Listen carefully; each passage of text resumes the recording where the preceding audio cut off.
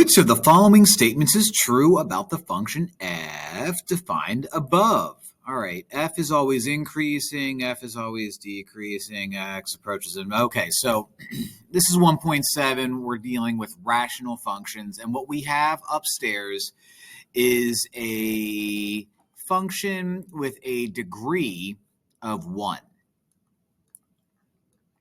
What we have downstairs is a function with degree of 2.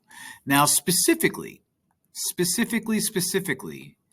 if you really want to get into the nitty-gritty of what's going to happen, you always take the leading coefficient of the numerator over the leading coefficient of the denominator. And the way I can find the leading coefficient of the denominator is I can multiply the leading terms of each factor. That happens. Okay, so this is going to be the behavior of this graph. It's talking about approaching infinity, always increasing, always decreasing. Look, we have something like this going on. It's not going to be always increasing. It's not going to be always decreasing, especially when your degree on the bottom is higher than your degree on the top. It's not going to happen. So we need to talk about limit. All right. In this case, if we are asked to find what happens when the limit as x approaches infinity, what we do is we simplify this guy the best that we can.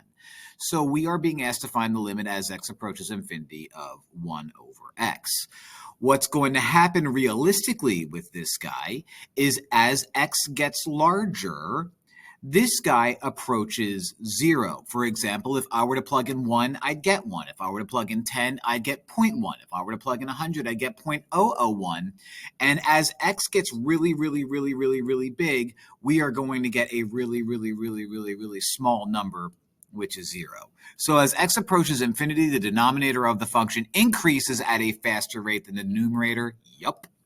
And as x approaches infinity, the numerator of the function increases at a faster rate than the denominator. Nope, because the numerator is smaller than the denominator. C is going to be my guy. I did more than I had to, but I'm glad I did it because I had fun.